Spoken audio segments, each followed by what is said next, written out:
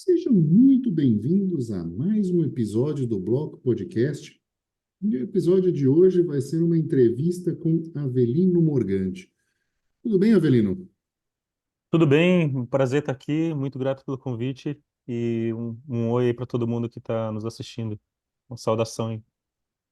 Tudo bem. E comigo também tem o Felipe, investidor descentralizado. Tudo bem, Felipe?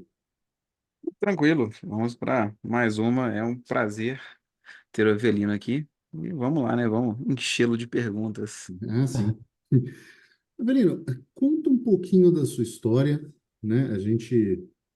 Eu já curioso, já fui ver, mas conta um pouquinho para quem está te conhecendo agora, e o seu interesse com metais preciosos, de onde veio. O- Fala um o- pouquinho disso para gente. Você quer saber também da parte libertarianismo, alguma coisa assim, ou só Com chamado a certeza, cripto? com Claro, claro. certeza. Certo. Se os metais te levaram a isso, ou se Aham. o Sim. libertarianismo te levou aos metais, faz parte importante da sua vida. Conta aí. A parte de metais, o meu interesse em metais, ele veio por conta da minha família, né? Então eu tenho, meu pai ele foi garimpeiro nos anos 80. Eu também tive mais dois tios que foram trabalhar em garimpo junto com ele, junto com ele não, mas na mesma, foram para cidades de garimpo, né? Então eu tenho isso meio que na família, da família do meu pai. A família por parte de mãe, eu também tenho duas pessoas que trabalham com ouro. Um deles é piloto de avião e já trabalhou em garimpo também e tal. Então eu sempre tive isso meio que presente na minha família. Mas isso meio que estava adormecido, né? Então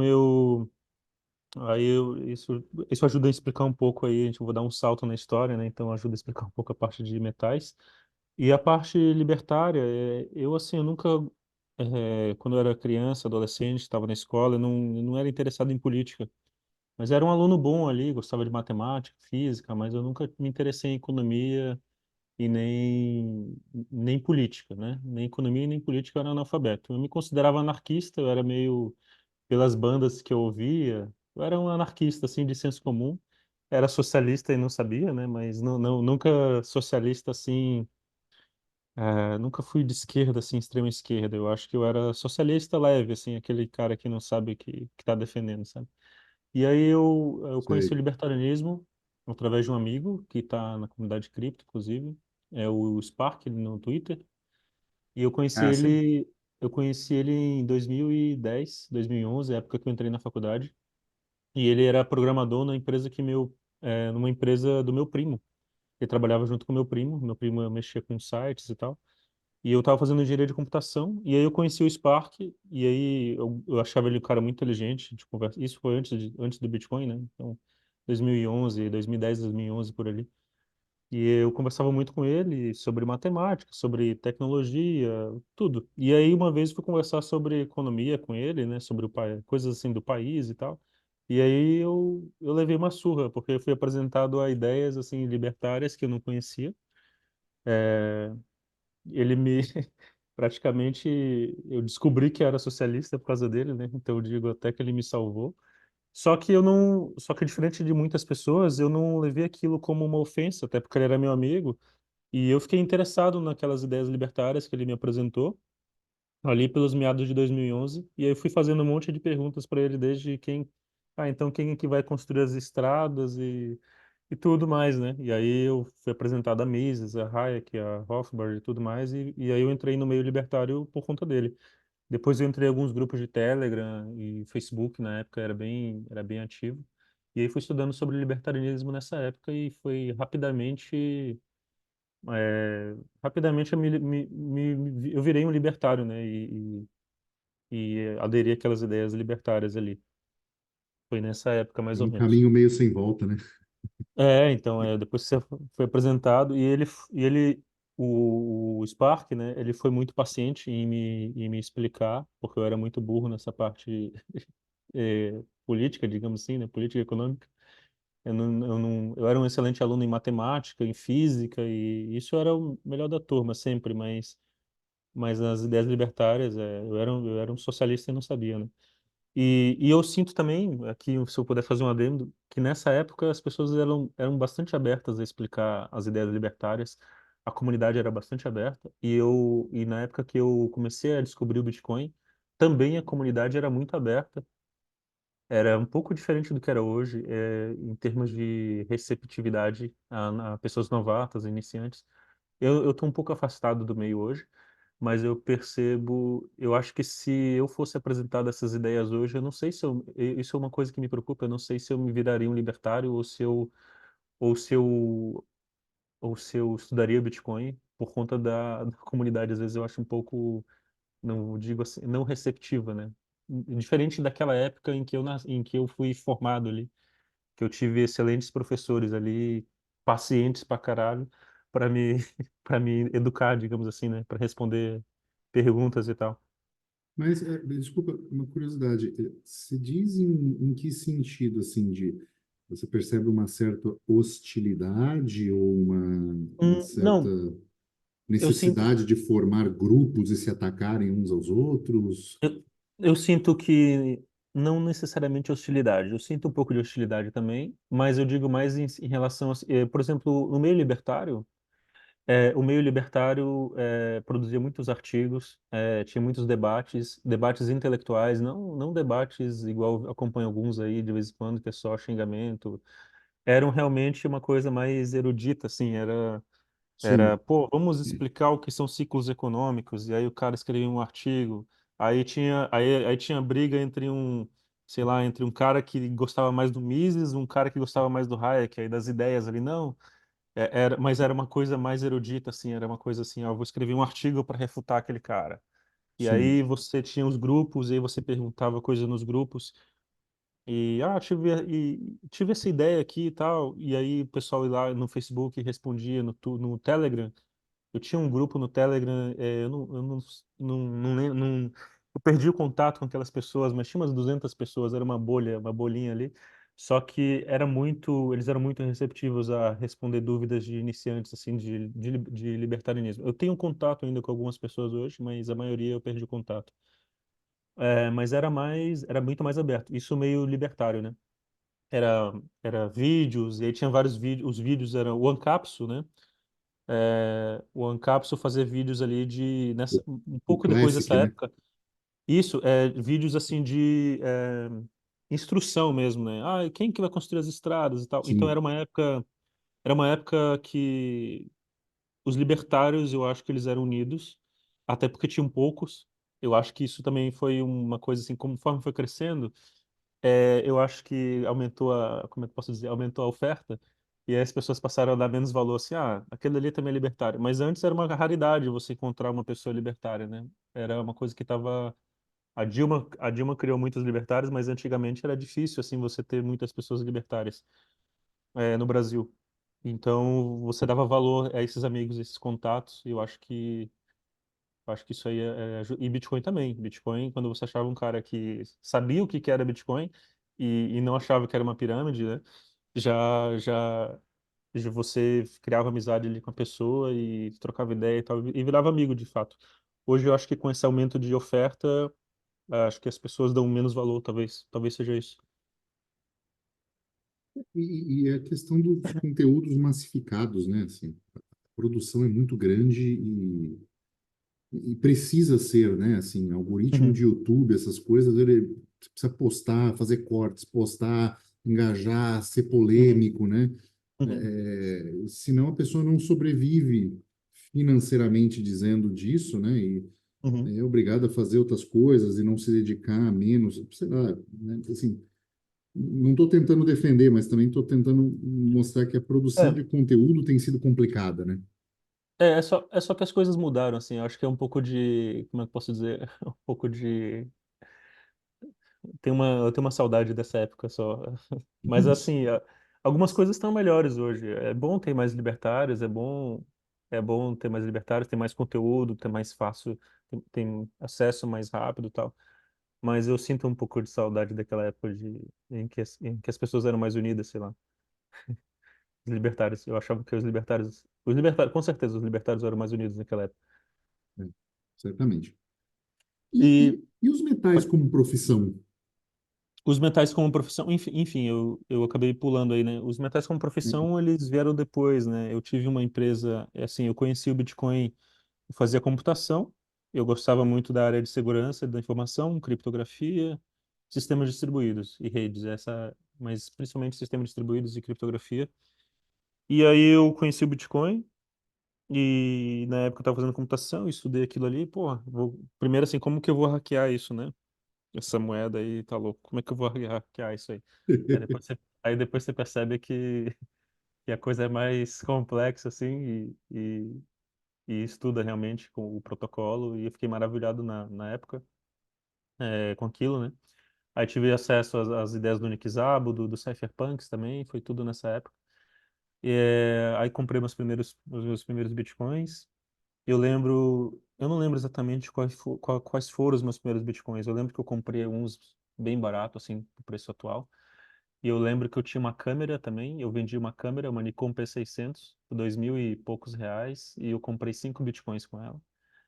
E eu lembro que eu fiz um Nossa intercâmbio Senhora, também. Troquei por 5 bitcoins na câmera. quem me É, dera.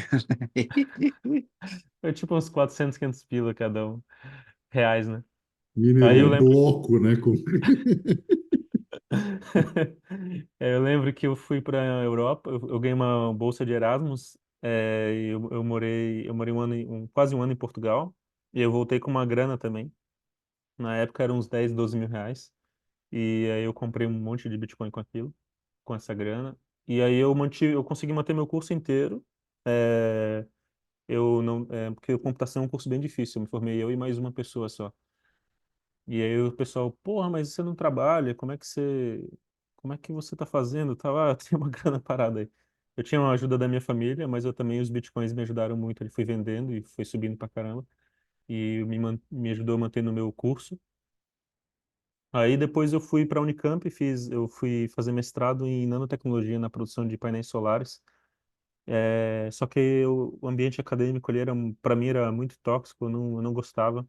E aí eu fui trabalhar na Huobi, Sei bem. na Huobi Brasil. Eu larguei o mestrado com bolsa e tudo e fui trabalhar na Huobi, mas era para mais a parte de altcoins, né, no primeiro momento. Só que essa estratégia não deu muito certo, né? Eu não era responsável por tomar decisões, né? Eu era parte do marketing e social media. Aí eu trabalhei na Huobi, aprendi muito ali também. E a gente montou uma mesa OTC depois. Aí a Huobi Brasil fechou. Eu acho que hoje ela já reabriu, mas na época ela teve que fechar. E eu conheci uma pessoa lá, uma chinesa, né? Uma brasileira chinesa, e eu abri meu OTC, né? Minha mesa de negociação, que era OM Cripto. Acho que eu nunca contei para ninguém o que significa OM Cripto, mas eu posso contar aqui. Mas assim, eu saí de lá da Huobi, abri essa empresa, que basicamente era um P2P, né? Basicamente um P2P. Só que a gente às vezes vendia para grandes corretoras aí do país, já foram minhas pontas também. E OM Cripto significa Orange Market, mercado laranja, porque eu achava que esse mercado de cripto, Belo nome. ele não é o mercado negro, ele não é o mercado branco, ele não é o mercado vermelho, ele não é o mercado amarelo, ele é uma outra coisa. E é uma coisa, e a cor do Boa logo perspectiva. e a cor do Bitcoin é laranja, então eu acho que ele é um mercado laranja. Ele é uma coisa que ele abrange às vezes todas essas coisas, o mercado branco, o mercado negro, o mercado vermelho, ele abrange. Mas ele é uma outra coisa, totalmente diferente. Então, o mercado laranja, Orange Market, né? E OM, porque o conselho de um amigo meu dessa área, não era muito bom você ter uma empresa com Orange, os bancos não iam gostar muito disso, de ter uma empresa com nome de laranja. E aí a gente sobreviu para OM, Verdade, né? aí a gente sobreviu para OM, OM Intermediação Limitada. E foi uma época muito boa. É, a gente proveu bastante liquidez para o mercado brasileiro. Crescemos bastante.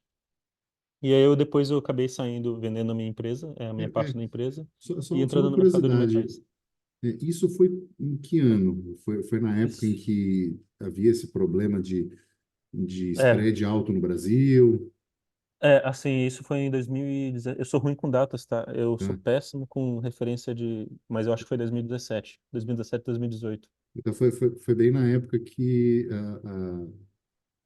havia um grande spread no Brasil, né, coisa de 20%, e esse spread foi diminuindo. Então, tem sua mão nisso daí, então. Não, não. O meu spread já. Mas assim, você diz o spread. O spread Não, o meu geral de Bitcoin no Brasil, spread era pequeno. Era tá, pequeno. já era Eu pequeno. ganhei. Não, o meu. Não, o meu era pequeno. Eu era. Apesar de eu ser um OTC, a minha margem era muito pequena. Era bem Não, pequena. não, é que Era menos de um existia por uma cento. época que, assim, Bitcoin, a preço de mercado no Brasil, ele Uhum. chegava a ter quase 20% a mais do que era em dólar, porque era difícil o Bitcoin no Brasil. Não, Então, isso foi muito depois já. É, tá, tá. Era já foi. essa a linha temporal que eu queria. Não, não, isso já foi muito depois. O mercado já Tranquilo. estava até, já tinha uns players importantes, já tinha. Claro que existiam corretoras que tinham spread alto, alguns P2Ps que trabalhavam menos volume, operavam com spread alto, mas a gente se focou em valores altos. Então a gente vendia a partir de um Bitcoin. Para os amigos, eu vendia menos, mas era só para os amigos, porque senão não dava conta. Aí a gente vendia a partir de um Bitcoin para cima. E o Bitcoin já estava acima, já tinha, já passei, quando eu comecei já estava acima de 12 mil reais. 12 mil, 30, vendi muito Bitcoin a 30 mil reais, muito Bitcoin a 15 mil por aí. Tava nessa faixa aí, de 12 a 40 mil, que eu comecei é. Mas assim, o nosso spread era bem pequeno, era quase que 1% diferente de 1 a 2% diferente do preço dos Estados Unidos, um dólar comercial. Era realmente corretora e grandes investidores, grandes players, né? A gente chegou a ser um dos maiores, das maiores mesas aqui do Brasil. Eu diria, eu não sei em que posição que eu estava, mas se eu tivesse que chutar, eu estaria entre as 5 primeiras em volume de negociação na época, né? Eu movimentei muito. Ah, você É, pode falar o quanto que é muito por mês, ano, uma coisa assim ou não? por mês, é, por mês era 200 a 300 milhões por mês de reais. Ah, nossa, é muita coisa. É bastante. É, em volume Ah, de sorte que eu estava Bitcoin, mutado, que eu quase cuspi água longe aqui. em volume de Bitcoin, é que assim, depois eu criei uma carteira Vanity, eu tinha uma ideia de reputação, né? Porque a gente negociava bastante, mas ninguém conhecia a gente. Pouca gente, algumas pessoas conheciam a gente. Aí eu criei uma carteira Vanity para poder servir como reputação, porque, tipo, a gente negociava todo dia grandes quantidades. E aí, às vezes, vinha um cliente novo e falava, pá, mas quem são vocês, tal? Vocês não estão na... A gente não fazia propaganda, né? Era muita indicação enfim, a gente não tinha um marketing, assim, varejo. Era mais B2B, mais empresa, corretora e grandes investidores. Aí eu comecei a juntar eu criei uma Vanity, começava com OM, OTC, esse endereço de Bitcoin, e aí comecei a transacionar tudo por lá, né? Para poder mostrar que eu tinha volume, mostrar o histórico, né, de negociação, né? Aí a gente negociou, nessa carteira a gente negociou 50 mil bitcoins. Mas assim, claro que perto de Foxbit, mercado Bitcoin, eu era peixe pequeno, né? Esses aí sempre movimentaram bem mais. O mercado Bitcoin é um player bem importante até hoje. Mas para mim, eu me sentia feliz ali com a liquidez que eu estava fazendo, provendo. E eu me sentia bem feliz com o trabalho que eu estava fazendo. Não só porque eu estava ganhando dinheiro, mas eu sentia que eu estava fazendo uma coisa útil, sabe? Então, eu era bem feliz nesse mercado. Eu saí dele, eu posso depois falar, é bem longo para eu falar todos os motivos, é bem complexo. Mas é isso, mas a gente negociava bastante, cara. Era bem legal. Cara, maneiríssimo, porque assim, eu não sei se você quiser resumir e tal, o que que você Uhum, saiu, alguma coisa, você pode abordar, porque, tipo assim, a história tá boa, sabe? É uhum. interessante, né? O motivo, Excelente. assim, eu vinha absolutamente do nada, né? É, eu tinha alguma coisa de Bitcoin, eu tinha algum conhecimento, mas na época que eu saí da Huobi, da antiga empresa, e no mestrado eu era quebrado, totalmente quebrado. No meu mestrado, o meu mestrado foi bem difícil na Unicamp. Eu vivia com menos de R$ 1.000 por mês. Eu vivia com R$ 1.000 por mês. Era o valor da minha bolsa, mais ou menos. Depois eu ganhei uma bolsa de R$ 1.500. Sei E bem o que, também. e meu aluguel era 800. Então, eu vivia de bico desde formatar computador até fazer trabalhos escolares para outros colegas. Todo o dinheiro eu ajudava. Eu vendia coisas no Mercado Livre. Eu fazia camisetas e vendia nos eventos, tipo BitConf, coisas assim. Eu tinha um lugar que eu fazia camisetas por 8 10 reais, e aí nos eventos eu vendia 30 40. Tinha uma margem boa, e aí aquilo ali era tipo o dinheiro que eu viveria 2 meses, assim.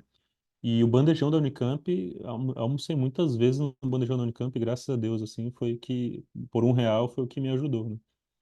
Muito, assim, nessa época. Então eu era totalmente quebrado. Depois eu fui trabalhar nessa corretora, comecei a ganhar assim, né? A ter um nível de conforto, mas mesmo assim não tinha patrimônio nenhum. Eu fui ganhar dinheiro depois, quando fui. O primeiro dinheiro bom que eu ganhei foi com essa operação de intermediação de Bitcoin. Mas era uma operação bem arriscada.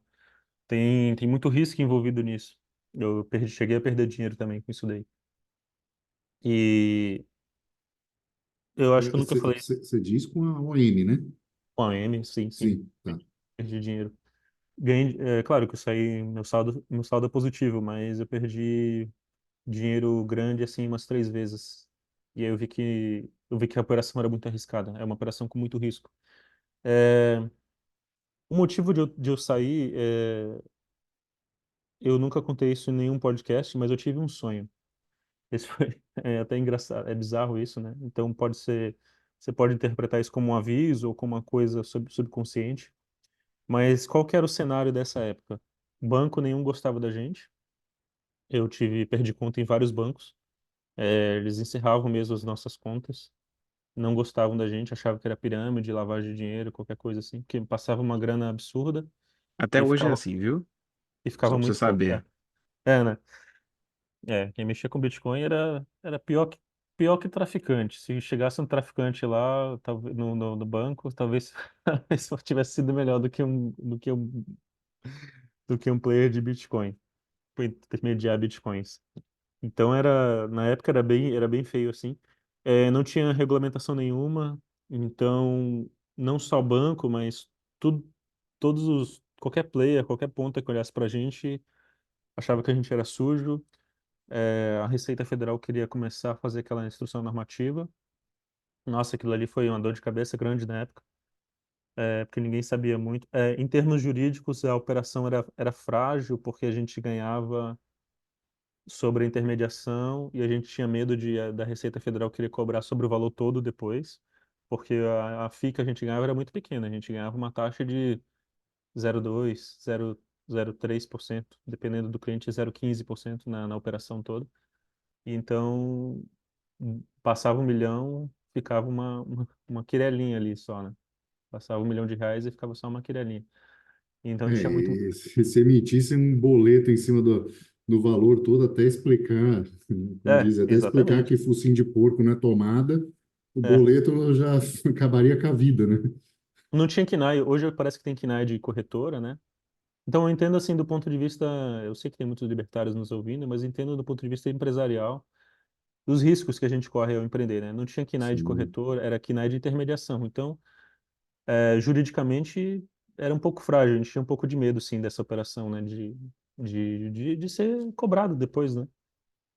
A gente movimentava muita grana, eu tinha umas paranoias, assim, eu sempre fui muito focado na parte de segurança, eu tinha umas paranoias, eu trabalhava num prédio na Paulista, e eu tinha umas paranoias assim, pô, se eu descer, eu tô com a carteira aqui com tantos bitcoins. Se eu descer ali e for assaltado e levarem meu telefone, quanto tempo eu tenho para ir até o computador e trocar? Porque às vezes eu deixava alguma coisa na Hot Wallet, né? Quanto tempo eu tenho para voltar, subir o elevador? Acho que eu tenho 5 10 minutos para trocar a chave privada. Então, assim, apesar de eu ter carteiras em outros lugares e tal, deixava uma coisa na Hot Wallet ali. E aí o caminho para casa era 2 minutos. Eu caminhava 2 minutos da Paulista até minha casa para do escritório para casa, né? Mas aí tinha esse tipo de paranoia, o tipo de coisa que você tem que pensar, né? Pô, se roubarem meu telefone aqui, como é que eu vou fazer? Ou notebook, né, também e tal. Enfim, tinha segurança, criptografia, tudo, mas sabe como é que é. E aí, tudo isso pesou bastante, assim, para eu sair do mercado.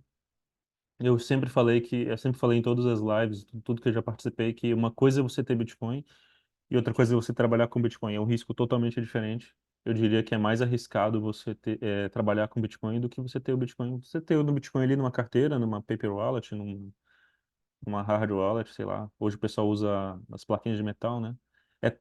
O risco é totalmente diferente de você trabalhar com isso, de você se expor a um CNPJ, expor ao sistema bancário, se expor a golpistas e a um monte de coisa. Cara, isso eu concordo. Não, nem falo. Eu, fazendo P2P, né? Você vê Uhum. isso direto. E querendo ou não, eu não sou ninguém nesse mercado, né? Então, assim, você já vê isso, né? Imagina quem é grande. Pois é. E uma coisa que eu sempre quis zelar meu nome, assim. Então, eu nunca, eu conheci muita gente que quebrou no mercado, é, e aí depois eu entendo, assim, que algumas pessoas saem como vilãs, mas eu entendo às vezes que ela quebrou, ela perdeu, ela sofreu alguma coisa. Eu tinha muito medo que isso acontecesse comigo, porque no mercado de P2P era bem comum. Na época que eu trabalhava, teve um P2P, eu não vou lembrar o nome dele, mas ele perdeu uma grana lá, mandou para o endereço errado, aconteceu alguma coisa, o cara se matou. E todo mundo ficou bem mal, assim, porque ele era bem conhecido na comunidade, né? E Ó, que chato. ele perdeu uma grana e eu tinha muito medo eu tinha muito medo de um dia não conseguir arcar com uma trava. Porque nesse mercado, se você é P2P, Felipe, você deve saber que a trava a trava é uma coisa, é a tua palavra ali, né? É bem isso. Então, é a tua palavra, é a tua reputação, teu nome, e tudo. E então, cara, se tu falou fechou, travado, já era. O preço pode disparar, pode cair, pode ir para US$ 1 bilhão, pode ir para zero, tu vai arcar, entendeu? Se tu falou que vai comprar tinha que fechar a trava. Aí nesse mercado aconteceram algumas coisas, eu levei um golpe uma vez, perdi bastante dinheiro, quase uma boa parte do meu patrimônio na época. Desanimou, mas paguei, eu quitei, eu paguei todo mundo. E aí eu quis sair, assim, eu quis sair desse mercado também sem dever nada pra ninguém, sabe? Tipo, quitei todas as travas e não quero fazer mais travas novas, entendeu? E foi isso, É, graças a Deus. é bom. É. Antes de virar o vilão, né? Não tem aquele ditado, né? Ou você, como é que é? Ou você morre como herói.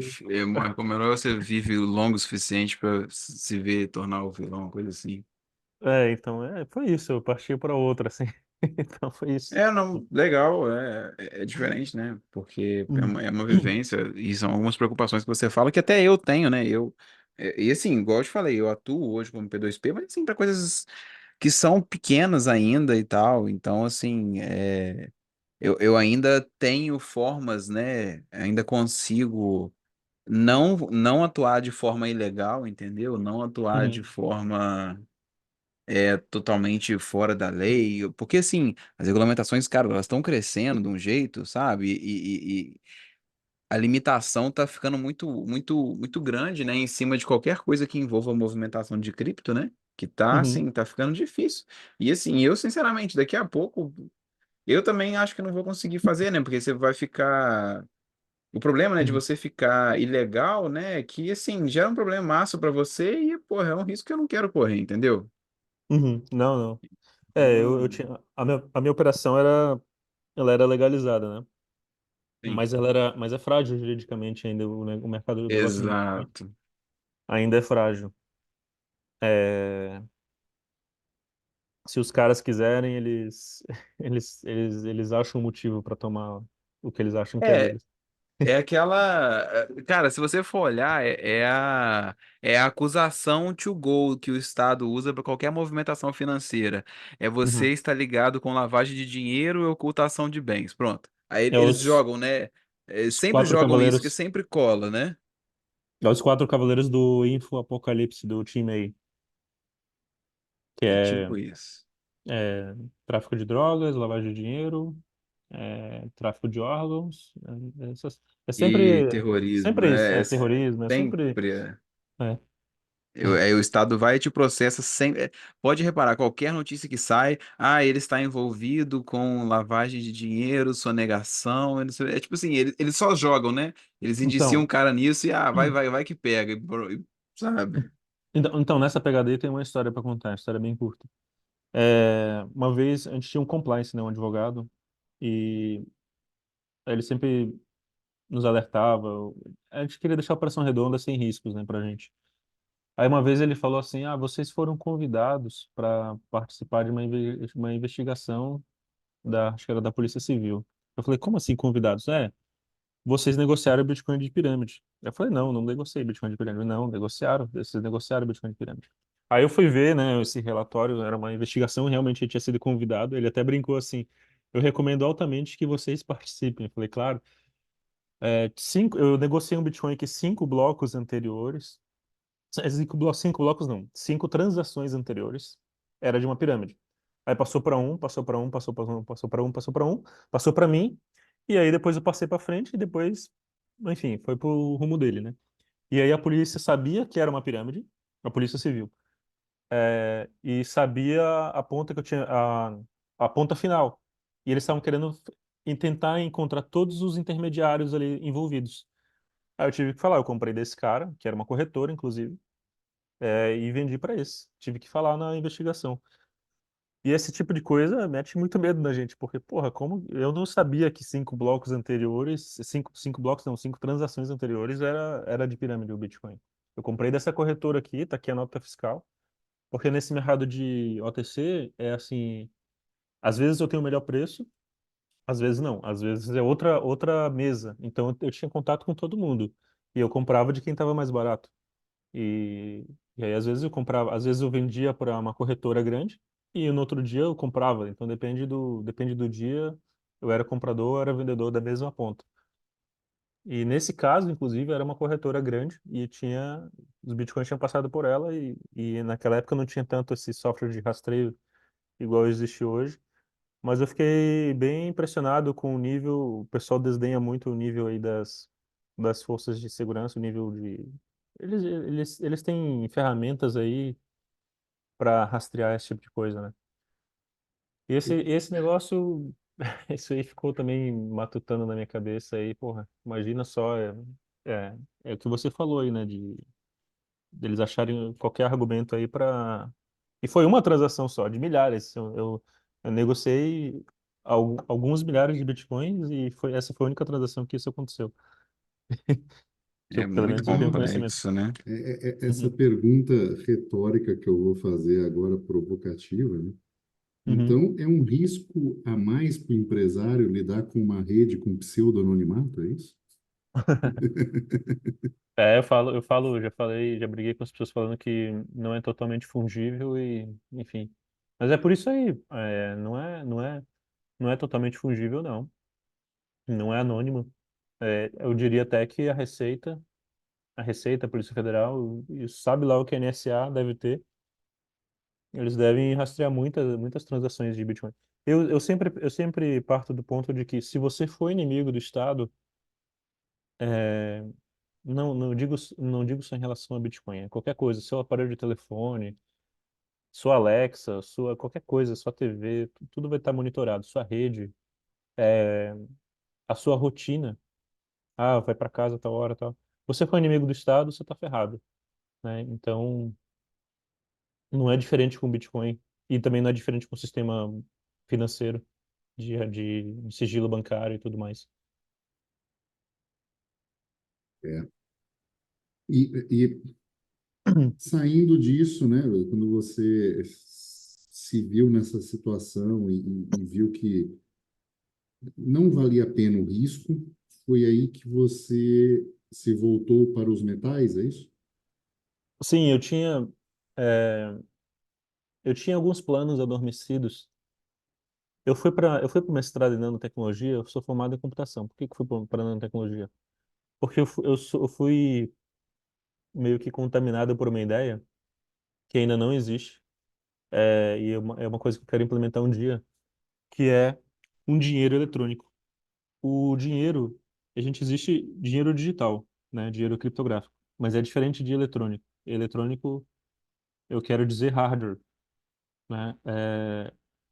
Eu fui muito contaminado pelas ideias do Nick Szabo, os artigos do BitGold, o Bmoney, né? E eu queria implementar um dinheiro, digamos assim, eletrônico. Como que seria um dinheiro eletrônico? Imagine uma nota de ouro eletronicamente verificável. É, que esse é um dos problemas do ouro, né? É ele ser facilmente verificável e o custo para se verificar. Então eu queria jogar o custo da verificação do ouro para o hardware, porque o hardware você minta uma vez, fabrica uma vez, e aí você teria uma coisa que seria facilmente verificável, mas seria um hard money, e seria um pouco difícil até de se produzir. Então, assim, o ouro, os metais, todos os elementos químicos, eles têm propriedades físico-químicas. Então, o ouro ele tem uma condutividade, uma capacitância, dependendo do formato, da geometria da folha que você faz ali, né? Tem uma permissibilidade eletromagnética, tem um espectro, né, de emissão e absorção. Todo átomo tem isso, isso não dá para hackear. É assim que a gente sabe se tal planeta tem água ou não, é através desse espectro de emissão e absorção. Então, tem várias características ali, físico e químicas, né? Então, eu queria fazer, imagine assim, a ideia mais simples seria uma nota de ouro que seria um fiozinho de ouro enrolado, uma bobininha, só que ela seria em formato 2D, né? Seria em formato de uma nota, em que você medisse a resistência, né? A resistividade de uma ponta a outra. Pronto, isso aí já seria o modelo mais simples, né? E aí, através daquela resistividade, você saberia que é ouro. Mas aí não só isso, imagine que você troca os mecanismos de segurança do papel moeda, porque os mecanismos de segurança do papel moeda, eles dependem da impressora, da tecnologia da impressora. Então, se eu tiver a impressora do Banco Central e o papel do Banco Central, eu consigo fazer notas de reais, notas de dólares e tudo. A Coreia do Norte fez isso, né? Com o Então, tem dólar vários. Isso. americano. Pois, agora, imagina fazer isso com ouro de uma forma que o Bitcoin está para as leis da matemática, assim como o ouro estaria para as leis da física, né? Usando nanotecnologia. Então, seria uma nota de ouro em que ela teria vários testes, não só um. Então, na nota de reais e dólares, de euros, sei lá, você tem hologramas, você tem microimpressões, né, você tem aquela faixa holográfica, enfim, você tem esses desenhos, né? Aí, só que ao invés disso, você tem um mecanismo para medir a resistividade, a capacitância, a permissibilidade eletromagnética, o espectro e, enfim, vários outros mecanismos. E o cara pode até hackear um desses mecanismos, mas não vai conseguir hackear 5, ou 7 ou 10 desses mecanismos, né? Seria impossível. Então, essa seria a minha ideia. Enfim, eu fiz todo esse rodeio para explicar que eu fui para o mestrado para desenvolver esse dispositivo. Só que chegando lá, eu me decepcionei bastante com o mestrado porque basicamente os orientadores de mestrado pegam você para ser um escravo e para fazer as coisas deles. Eu falei, não, eu quero É desenvolver. bem isso. Você Eu não falei, tem não, liberdade nenhuma. você não tem liberdade, não. Você é um cérebro numa vara e vai fazer o que quiser, né? Aí eu falei, não, pô, não, aí eu larguei. Esse foi um dos motivos, né? Os outros motivos é que eu sugeri mais de 10 temas de mestrado e não aceitaram nenhum. Não, porque ele queria que eu ficasse 3 anos lá e não só dois. Na época, eu era orgulhoso em relação a isso de tem que, se, tenho que me formar em 2 anos, que é isso de ficar 3 anos. Não, eu tenho que fazer o mestrado em 2 anos. E eu era orgulhoso nesse sentido e não queria. Ele queria que eu ficasse lá 3 anos, o máximo até estourar, entendeu? Até eu estourar o limite de apresentar a dissertação. Sim. E eu tava fudido, eu tava precisando de dinheiro. Falei, não, vou sair daqui, eu vou trabalhar. Vou trabalhar com Bitcoin, que é o que eu gosto e tal. Nossa, eu tinha um tesão muito grande de estar trabalhando com isso e larguei. E os meus amigos de mestrado, e não só eles, mas vários outros amigos, totalmente maluco de largar o mestrado na Unicamp com bolsa e tudo para ir trabalhar com moedinhas virtuais. Então, esse foi um período bem, bem legal. Mas assim, os metais foi por isso aí. Eu queria desenvolver esse dispositivo, ainda quero desenvolver isso daí, só que exige equipamento de uma foundry, né, de semicondutores. Então, exige alguns bilhões de dólares para fazer esse dispositivo. Mas eu ainda quero Pô, fazer isso um dia. Aham. tem que, é só abrir outra OEM lá e movimentar mais um pouquinho, tá tranquilo. Cobra um spreadzinho maior, pede 2%, você já fica bem. 50 mil bitcoins hoje, não dá para Nossa chegar perto, senhora. hein? Hum. E aí, eu também estou apostando contra o Fed. Eu estou apostando contra a economia americana. Eu falo isso no Twitter e tudo, mas eu estou apostando com a prata e com o ouro, eu estou apostando contra a economia americana. Eu acho que os Estados Unidos vai quebrar, eu não posso dizer quando, mas eles vão quebrar feio. E aí, eu acredito que os metais vão subir bastante nesse. Você, Os metais são uma aposta certeira para subir quando isso acontecer. você diz por conta do crescimento da dívida ou de algum outro motivo? Da dívida, um dos motivos principais é a dívida pública que está lá em cima, né? As empresas zumbis, é, as pessoas não conseguem pagar suas hipotecas, a dívida do cartão de crédito, e também, assim, isso no ponto de vista financeiro, né? Do ponto de vista de Estado ali. Mas existem woke, né? O wokeismo também nos Estados Unidos. Nossa, Eu nem tô fala. apostando, eu O tô apostando contra isso. o custo de segurança, né? Os Estados Unidos deixou de ser Estados Unidos. Talvez o Texas e alguns outros estados ainda são Estados Unidos, os Estados Unidos raiz que a gente conhece.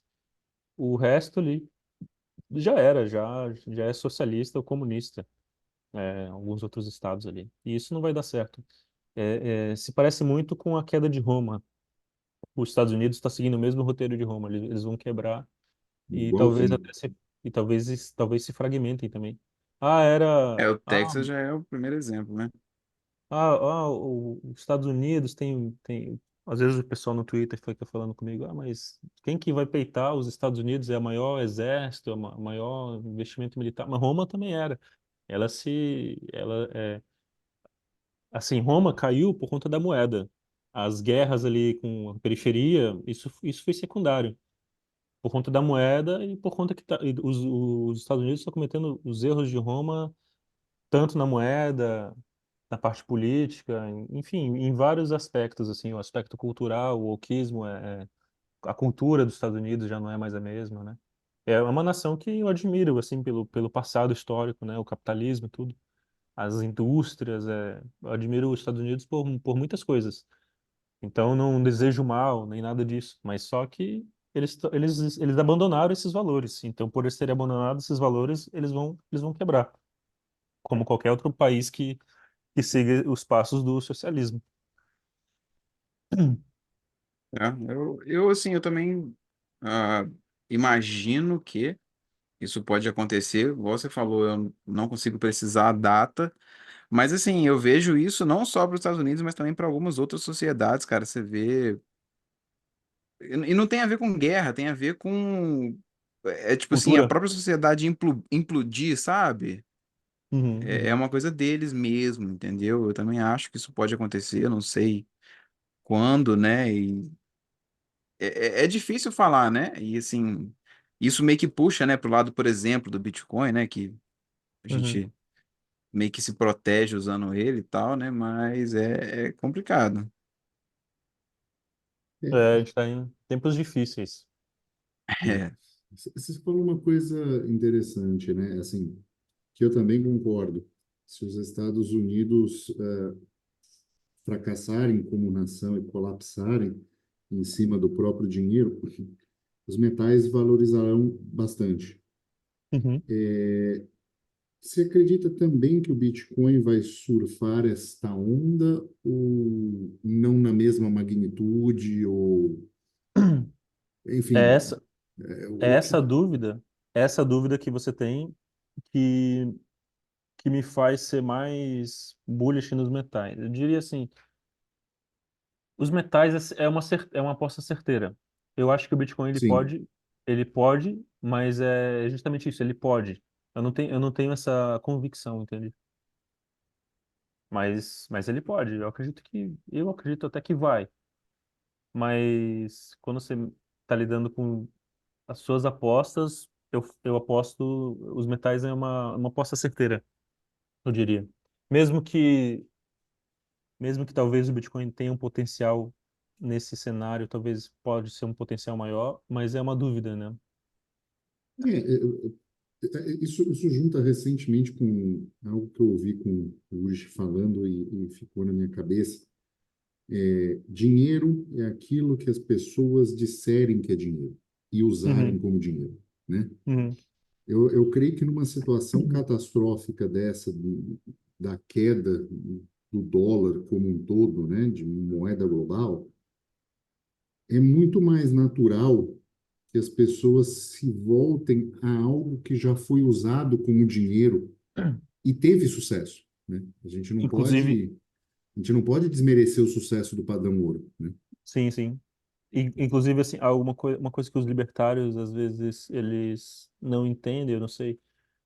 Os bancos centrais, eles têm ouro, muito ouro. Você pode não gostar dos bancos centrais, eu também não gosto, mas é mais fácil porque ele já tem uma quantidade de ouro e para implementar esse padrão, né? Tem inclusive o Texas inclusive tá querendo implementar uma moeda padrão ouro e alguns outros países. Só que assim, eu não sou a favor do padrão ouro como ele foi, eu não sou a favor do padrão com lastro ouro. Eu quero um padrão ouro em que você tenha em que esse ouro e essa prata realmente fiquem em circulação e isso fique na mão das pessoas. Só que eu sei que é, a gente teria que melhorar a tecnologia de como são feitas as moedas e as notas, né? Digamos assim.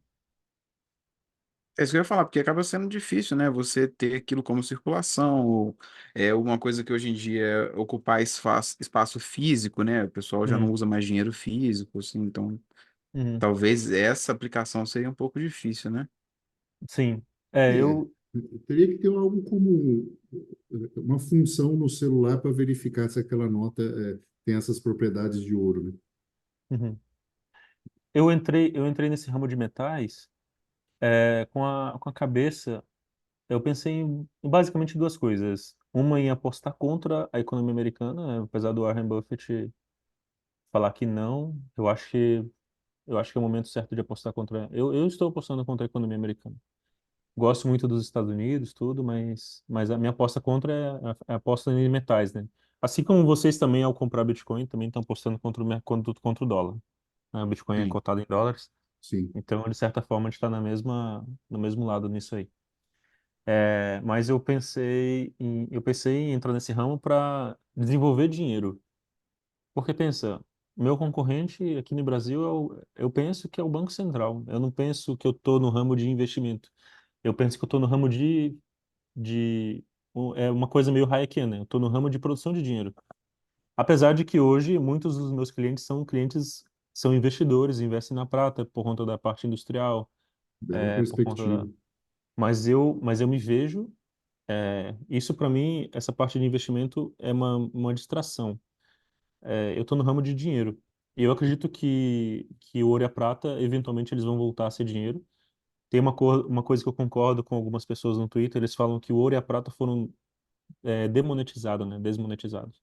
Isso é verdade. Hoje, de fato, o ouro e a prata não são. Mas se eles voltarem a ser, a gente tem aí pelo menos toda a base monetária, o valor, né? Não vai nem fazer sentido cotar as coisas em dólares. É, vai ter um reajuste vai ser a maior transferência de riqueza, uma das maiores da história, assim, se os metais voltarem. Eu acredito que eles vão voltar a ser. Então a minha aposta é nisso.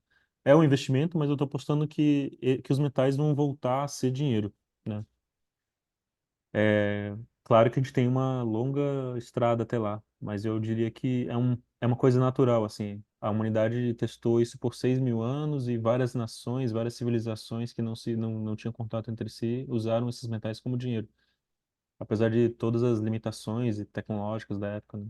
Então eu acho que hoje daria para fazer um padrão monetário usando ouro e prata, commodities, né? Não só ouro e prata, mas ouro e prata principalmente, mas outras commodities também. É o que você falou, que o dinheiro é o que as pessoas. É qualquer coisa, né? Então, o petróleo pode servir como dinheiro, soja, tudo, né? Claro que alguns eles têm mais características de dinheiro, algumas características são melhores aproveitadas, né, como dinheiro. Mas Sim. qualquer coisa pode ser dinheiro, né, também. Isso eu concordo. Eu acho uma excelente perspectiva de pensamento, contando um pequeno detalhe sobre a minha vida. Eu acho que eu até comentei algumas coisas em episódios passados, mas Uhum, a minha mãe trabalhou em escritório de joias, né, em ouro. Eu uhum. fiz curso de lapidação de pedras. Eu Que gosto legal. de pedras preciosas, assim, tenho Uhum, pequena coleção. Também acredito que tem propriedades interessantes que, em umas situações de emergência, podem ser utilizadas para transações comerciais. E situações assim podem representar um valor, não como os metais, acredito. Também compartilho dessa ideia. Estava aqui até, inclusive, navegando no seu site, achei interessante que você tem uma moeda de Bitcoin Ah, com tem sim. uma Em onça de prata. prata, né? Aham. Obviamente também que deve dar para fazer em ouro, mas Uhum. e como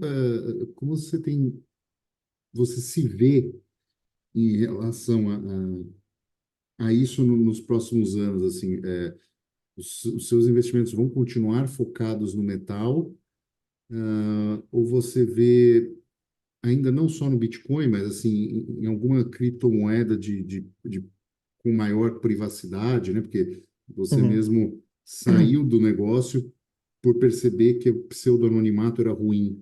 Você ainda Uhum. vê alguma cripto com mais privacidade, que acha que vale a pena observar, olhar, ou talvez ser usada como dinheiro algum dia?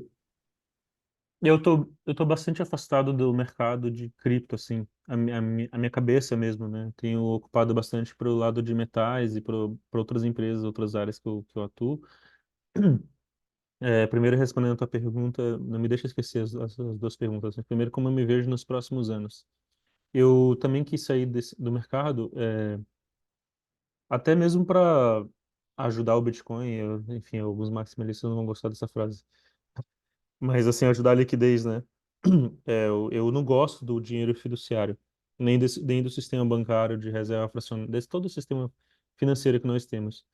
Então, eu queria realmente ter uma outra coisa, uma outra alternativa. Eu sempre falei em muitas oportunidades que eu enxergava o par Bitcoin Ouro como um dos melhores pares, né? Se tivesse esse par Bitcoin Ouro, não como existe hoje aí com. Eu sei que hoje existe algumas stablecoins já de ouro, mas você não consegue converter, né? Então, nesse sentido, criar uma stablecoin é algo fácil. Mas eu comecei pela parte mais difícil, que é o hardware. Então, hoje eu tenho conhecimento, muita pesquisa, máquinas e uma expertise em cunhagem mesmo, né? Olha, De desenvolver.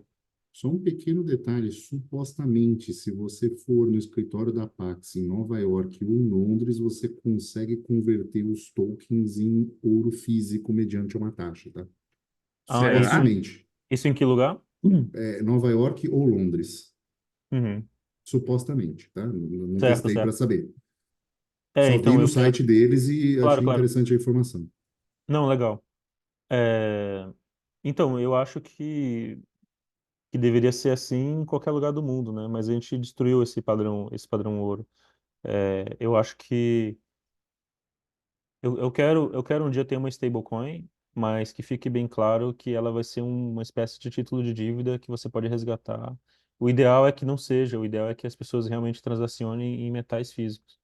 Eu não quero, eu não faço a mínima questão de fazer custódia, apesar de que eu tenho uma iniciativa para esse ano para trabalhar com custódia, mas é o tipo de coisa assim, como eu não vou praticar reserva fracionária, se todo mundo sacar, vai ser ótimo, porque uma preocupação a menos que eu tenho que ter, igual a mesma preocupação que eu tinha quando eu tinha com cripto, né?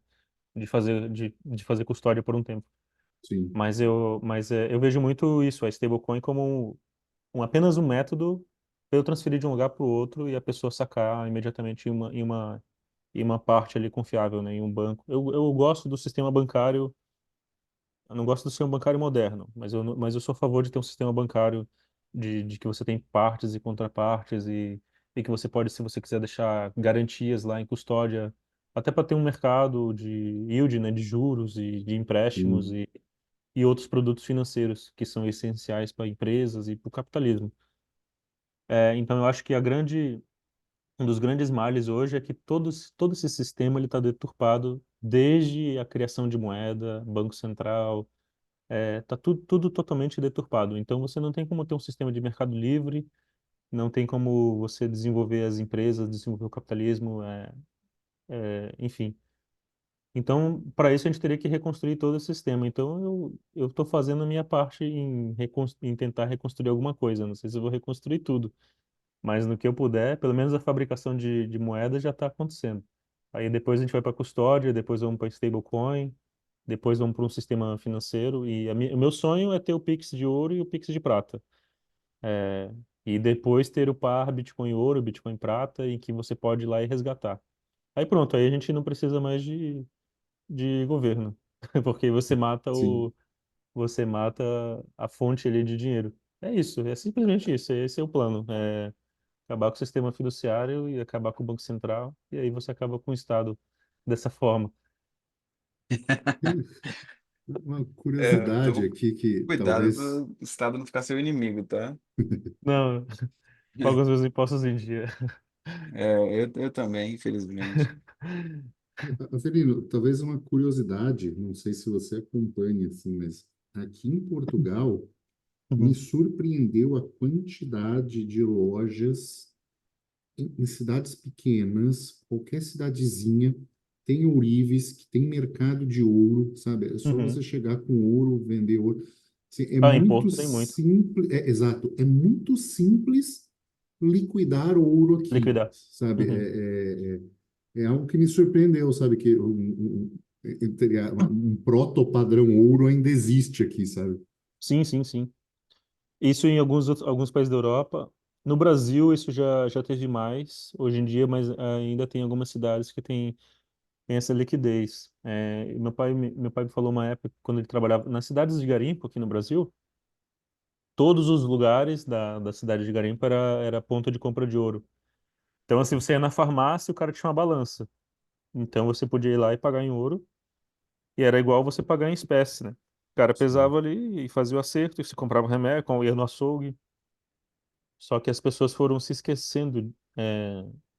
Hoje as pessoas sabem ler um QR Code, mas muitas pessoas não sabem verificar ouro. Mas é uma habilidade facilmente, você consegue aprender isso bem rápido. E faz parte da propaganda do Estado aí, desses anos, de fazer as pessoas esquecerem o que é dinheiro. Então, tem pessoas aí que estão totalmente blue pill que não sabe usar uma carteira de Bitcoin, não sabe verificar ouro, mas se você pedir para ela transferir um Pix, ela vai saber. Faz parte da propaganda. As pessoas se esqueceram que é dinheiro e até se esqueceram de fazer certas perguntas. assim. A mais importante dela é o que é esse papelzinho colorido aqui, né? Que eu uso como dinheiro. Por quê, né? Uhum. Avelina, me veio uma curiosidade você falando disso. Você tem algum curso introdutório, alguma coisa assim, de conteúdo para ensinar as pessoas a reconhecerem uma prata verdadeira, um ouro verdadeiro? Eu já tive alguns vídeos no meu canal, mas eu dei uma afastada do meu canal. Eu não quero me expor tanto assim na internet. Eu me exponho bastante no Twitter ali, mas eu fico dividido entre criar esse conteúdo ou não. Mas no momento não, no momento eu tenho alguns vídeos ali, mas estão desatualizados, no YouTube. Se as pessoas Entendo. pedirem, eu posso, se as pessoas pedirem, eu posso começar a criar conteúdo gratuito de novo dessa forma. Eu não pensaria em fazer um curso, né? Ou escrever algum artigo ou livro depois. Olha, Coisa interessante. eu não gosto muito de câmeras, tanto é que, né, esse podcast é Uhum, só áudio. uhum, Mas quando eu preciso filmar alguma coisa, cara, eu filmo só mostrando a minha mão. Às vezes pode ser, sabe, não mostro o rosto. Não que não uhum, vão associar a você, mas enfim, uhum. eu acho um conteúdo relevante, sabe? É algo que eu assistiria, entendeu? Legal. Assim, vindo Uhum, de alguém. com a confiança de mercado que você já tem, é algo que eu assistiria. Só para. Legal. Eu acho que tem Bom público ver. que Uhum, assistiria, né? uhum, É algo que eu tenho interesses com metais e coisas assim. Acho que é uma coisa válida, sabe? É uhum, uma educação que se perpetua. uhum. Eu penso também que eu não sei porque eu lembrei disso agora, mas o fato de ter um dia, se existir, né, um dinheiro físico baseado em ouro, com esse sistema de mercado, eu acho que isso ajudaria muito a anonimidade, né? Você trocaria Bitcoin e compraria ouro, e você meio que corta, interrompe o rastro. Então, eu acho que ter esse lado no mundo físico pode ajudar até mesmo algoritmos de criptografia, a segurança, né? Privacidade, porque você tem essa interrupção do rastro, né? É como se Hum. fosse um mixer físico, digamos assim, que as notas de ouro, as moedas, né? O dinheiro físico, ele tem a propriedade de não ter rastro. Você só sabe a última pessoa que pegou, né? Então, se eu der o dinheiro ali pro Felipe, e ele passar para você, você não vai saber que essa nota veio de mim, só vai saber que a nota veio do Felipe. Então Fungível, né? ela interrompe o rastro. Então tem essa propriedade de ser naturalmente, não chega a ser anônima, mas não tem rastro. Eu acho isso interessante também. Assim, eu tendo a entrevistar as pessoas e ir mudando de ideias, né? Uhum, E você disse alguma coisa muito válida e interessante de se pensar quando eu fiz a pergunta sobre se Bitcoin pode ser isso. uhum, Existe uma coisa interessante assim, se os Estados Unidos colapsa de uma hora para outra, for repentino, como foi Roma, né, uhum, que muita gente não acreditava, é muito mais simples a gente olhar um para o outro e falar assim, então, vamos combinar que esse ouro custa US$ 2.000 a onça e partir uhum, daí, porque já tem a uhum. estabilidade de preço. Sim, Bitcoin ainda sim. está nessa descoberta, né? Então, existe uma possibilidade, né, uma chance de, se esse colapso for logo e repentino, é Uhum. muito mais fácil ter algo que já esteja com preço estabilizado ao longo do tempo, muito mais estável, do que a gente tentar forçar algo que está em descoberta de preço, né? E que várias nações já, de certa forma, já utilizam, né? Já utilizaram.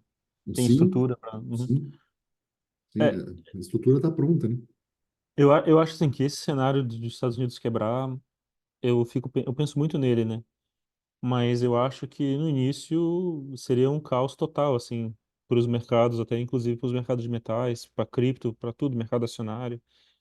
O mercado ficaria totalmente tudo volátil, assim. E E por se for isso que eu. repentino, né, também. A gente Sim, sim. existe a possibilidade de um pouso suave, né, e outra Hum, nação emergir, ou enfim. hum.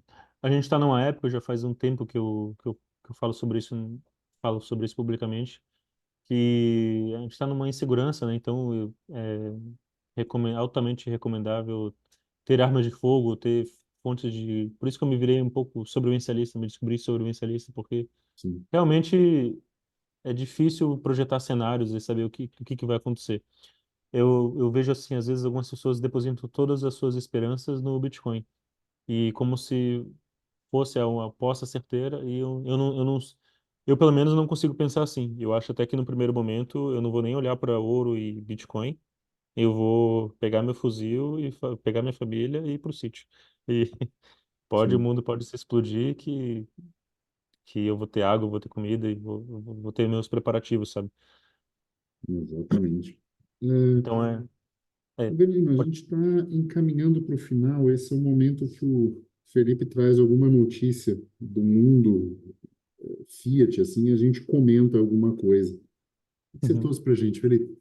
Cara, ah, foi escrito até por um cara que a gente já gravou lá no Cripto TV, o Renato Freire, ele é contador, mas tem muito a ver com o que a gente falou ao longo do episódio inteiro, né? Só para meio que para relembrar, né, que aquela lei das offshores, né, que foi editada e que acabou atingindo criptomoedas ano passado, ela já está em vigor e está inserindo então uma alíquota única de 15% de imposto sobre tudo que é considerado investimento em criptoativo fora do Brasil. Isso inclui carteiras digitais.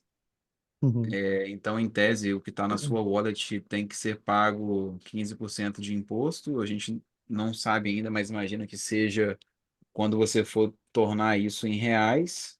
A declaração agora ela é apenas na declaração de ajuste anual, feita uma vez por ano, não tem que mais ficar fazendo aquele negócio de ECAC mês a mês, que era um saco. E ele Uhum. também colocou aqui um negócio interessante, que corretoras estrangeiras devem passar a informar tudo para a Receita Federal. O detalhe é que ainda não sabemos como que elas vão fazer isso, mas em tese é a nova regra da Receita, que até as corretoras estrangeiras têm que informar os dados para eles, exatamente para ninguém estar fugindo aí por fora e tal. Como que isso vai ser feito, eu não sei, mas é mais uma lei, é mais uma limitação, é mais uma dificuldade que o Estado impõe acerca de todo mundo que tenta fazer uma livre transação, qualquer que seja, né? Agora você tem um novo sócio para fazer essa livre transação, e esse sócio quer 15% do que você movimentar. Olha que legal. Putz. Do que você movimentar? São 15% sobre tudo que você vender lá fora. E ele Uhum. fala que não tem mais, para corretoras estrangeiras, não tem mais aquele limite de isenção de ganho de capital de R$ 35.000 por mês. Caramba. É. E pô, tem uma dúvida, se eu posso, se eu puder falar, como que fica a Claro. Monero nesse cenário? Dá para fazer uma coisa boa aí ou tem como Dá, pegar? pô. Até Bitcoin dá, na verdade. Uhum. A grande questão é você não ter algo envolvido com KYC, porque isso Uhum. aqui vai surgir mais de você, por exemplo, vai incidir 15% de imposto quando você, em tese, converter aquele dinheiro em cripto para reais. Só que, Uhum. primeiro empecilho, a gente não sabe como que essas corretoras estrangeiras vão informar para o governo brasileiro. Segunda coisa, a gente não sabe quais das estrangeiras vão informar para o Brasil. Porque, por exemplo, a gente tem corretoras estrangeiras que funcionam no Brasil, tipo Binance, e elas Uhum. não informam os dados. A gente tem corretoras estrangeiras que aceitam contas de brasileiros, mas que nem Pix recebem, tipo Kraken, sabe? Tipo Poloniex. Uhum. E aí, vai informar, não vai? Como que vai informar? Baseado em quê? É Porque sorteio, né? Tem Roleta você não corretora que russa. consegue. exige e-mail e senha só. E aí? Exatamente, tem corretora que exige meio e senha só. Então, tipo assim, eu acho que essa lei, assim como muitas outras, eles lançam lá a norma e, tipo assim, eventualmente eles vão pegar alguém errado, é igual o Blitz, sabe? Você vai andar Uhum. errado um tempão e um dia só que você roda, se for Sim, o sim. caso. Então, eu acho que é mais ou menos isso. A questão com o Monero ou Bitcoin é que se você tem na wallet e não tem nenhuma vinculação que é sua e etc., transforma num P2P aí desse pessoal que não declara Já era. Uhum. e pronto. Não tem, cara, zero problema. Não precisa nem ser Uhum. Monero, não. Pode ser com Bitcoin mesmo, que vai dar tudo certo.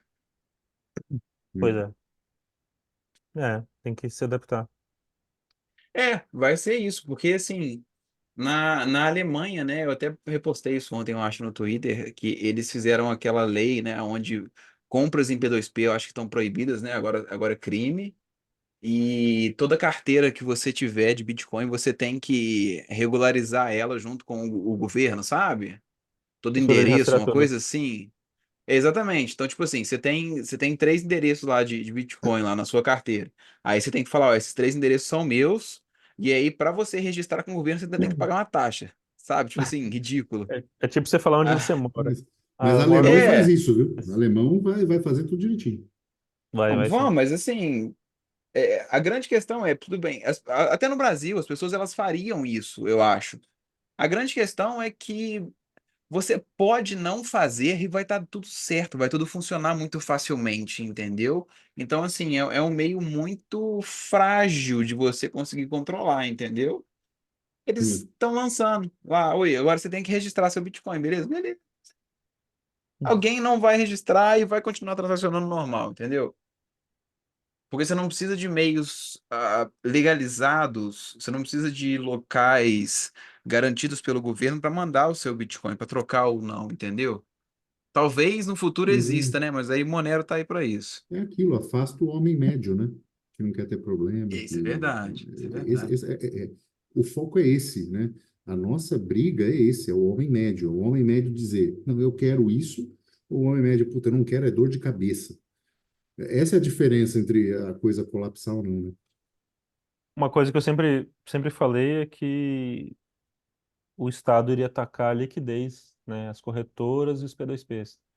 Que o protocolo, enfim, qualquer pessoa entendida em tecnologia sabe que é bem difícil atacar esses protocolos.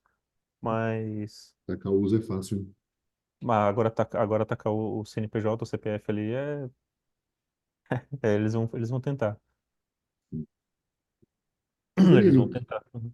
quero Uhum. agradecer muito pelo seu tempo. Acho que foi uma entrevista muito esclarecedora para muita gente. Pelo menos para mim foi, né? Mas assim, Não, para com muita certeza gente, foi. acho que abre os olhos para uma outra perspectiva. Além do seu site e seu Twitter que vão estar aqui na descrição, quer algum outro contato que você queira disponibilizar ou tá bom esses dois? Hum, não, acho que o Twitter eu tô bem.